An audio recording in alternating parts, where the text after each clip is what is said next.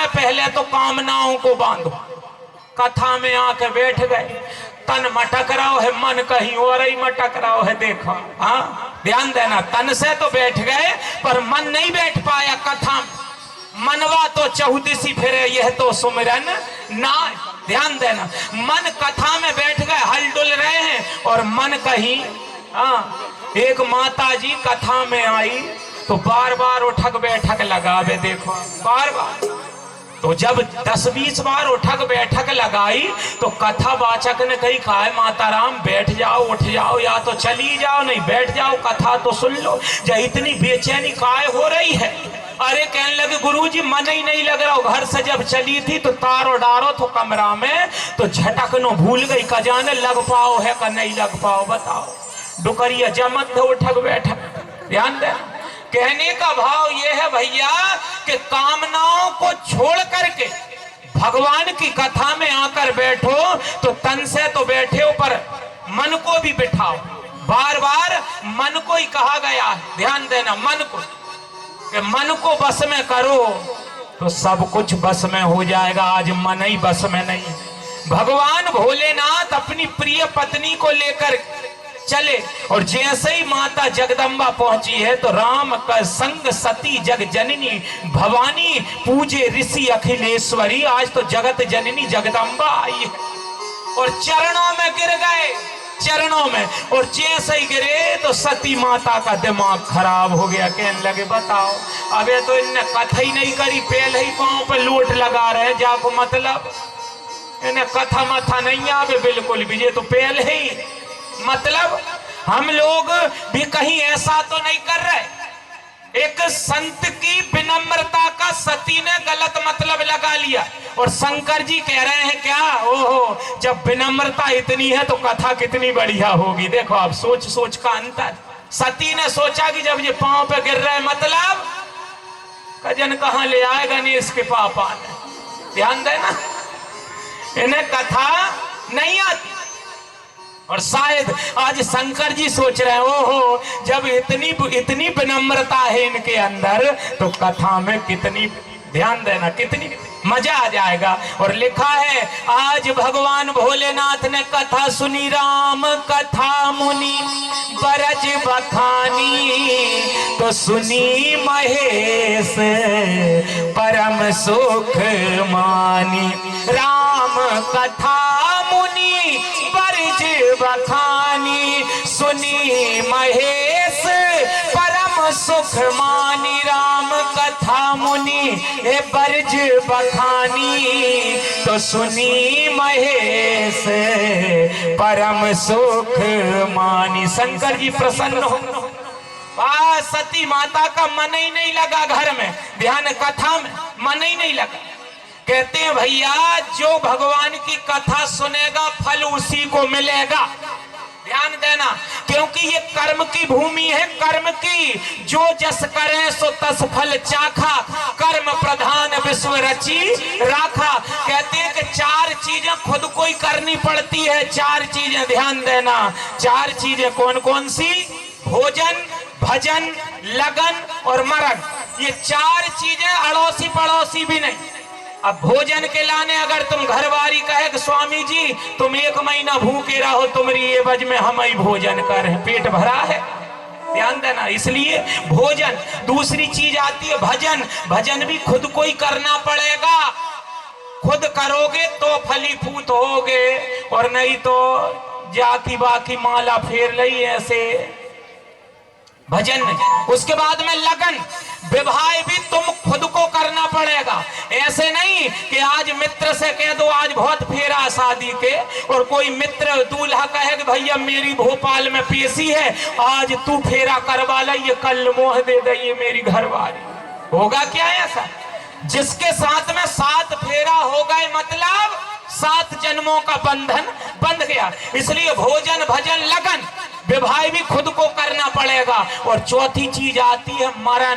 खुद को ही मरना पड़ेगा, तुम्हारी एवज में कोई मरने वाला नहीं है। इसलिए भैया कर्म प्रधान विश्व रचि राखा, जो जस करे सो तस फल चाखा। इसलिए खुद को करना पड़ेगा। अगर कथा आप लोग सुन रहे हैं तो फल भी आपको मिलेगा, पड़ोसियों को मिलने वाला नहीं है। राम कथा मुनि बरज बखानी, सुनी महेश परम सुख मानी। आज भोलेनाथ ने कथा सुन, कथा पूरी हुई तो भोलेनाथ ने कहा महाराज जी कथा तो बहुत बढ़िया सुनाई, दक्षिणा भी मांग लो। देखो आप ध्यान देना, क्या कहा दक्षिणा भी। पर गजब तो जब हो गया भैया कि शंकर जी जैसे देने वाले और महात्मा जैसे लेने वाले। आजकल अगर गांधी छाप 500 को नोट बता दो तो झेलने में देखो देर नहीं कर रहा है, ध्यान देना झेलने में। पर गजब तो जब हो गया कि 3 लोक बस्ती में बसा शिव आप बसा, वीराने में धन धन भोलेनाथ तुम्हारे कोड़ी नहीं, खजाने में जिसने सबको दे दिया आज शंकर जी जैसे देवता देने वाले। और गजब तो तब हो गया कि महात्मा जी जैसे कह रहे महाराज जी कुछ नहीं चाहिए।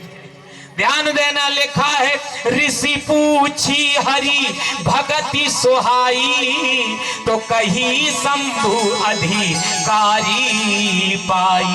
ऋषि पूछी हरि भगति सुहाई, तो कही शंभु अधिकारी पाई। क्या पूछा महाराज जी? रुपया पैसा नहीं चाहिए, फिर थोड़ी सी भक्ति मिल जाए, थोड़ी सी भक्ति मिल जाए बस आपकी, कि बस ये मन जो है आपके चरणों में हमेशा हमेशा के लिए लगा रहे, इसलिए भक्ति मांगी। ध्यान देना, आज भगवान भोलेनाथ कुछ दिन रुके पर कहा कि ज्यादा महात्माओं के यहाँ रुकना नहीं चाहिए ग्रस्तों को, तो विदा मांग करके और चले। मुनि सन विदा मांग त्रिपुरारी और चले भवन संग दक्ष। कथा नहीं सुनी तो उपमा में कितनी कमी कर दी। आई थी जब पूजे ऋषि अखिलेश्वरी जानी, कथा सुनने के लिए आई है तो आज जगदम्बा पराम्बा कह दिया। लेकिन जब कथा नहीं सुनी तो क्या लिखा? चले भवन संग दक्ष। वो जा रही है दक्ष की बिटिया, ध्यान देना। इसलिए कथा जीवन, भगवान भोलेनाथ साथ में जा रहे थे, कथा सुन के भाव विभोर हो गए और मन में भाव जगा कि जिन परमात्मा की कथा सुनी है अगर उनका दर्शन और हो जाता। कथा सुनने के बाद में अगर भगवान की याद आए घर जाके तो ही तो जो कथा सुनना सार्थक है, और नहीं तो घर जाके और बहू सास में और सास बहू में। हाँ देखो कई जो ही कर रहा है, काहे तू ही गई थी कथा में 3 घंटा होता का करत रही। ध्यान देना, कथा सुनने के बाद घर जाने के बाद में अगर कथा या भगवान की याद आए तो जहां कथा सुनना सार्थक है, और अगर घर पहुंच गई लड़ाई झगड़ा शुरू हो जाए दंगा फसाद तो कोई मतलब नहीं है जो 3 घंटा कथा सुनने से। ध्यान देना, परिवर्तन आना चाहिए जीवन में भैया। लेकिन भगवान भोलेनाथ के मन में भाव जगा कि जिनकी कथा सुनी है अगर वे और मिल जाते, और जो इच्छा करी हे करी हो मन माही, तो भैया राम कृपा कछु दुर्लभ नाही। उसी समय शंकर जी ने क्या देखा? शंकर जी ने देखा ते ही अवसर भंजन मही भारा, हरि रघुवंश लीन अवतारा। ते ही अवसर भंजन मही भारा, हरि रघुवंश लीन अवतारा। जय सच्चिदानंद जग पावन, जय सच्चिदानंद जग पावन। अस कही चलूं मनोज न सावन, अस कही चलूं मनोज न सावन। जय सच्चिदानंद जग पावन, अस कही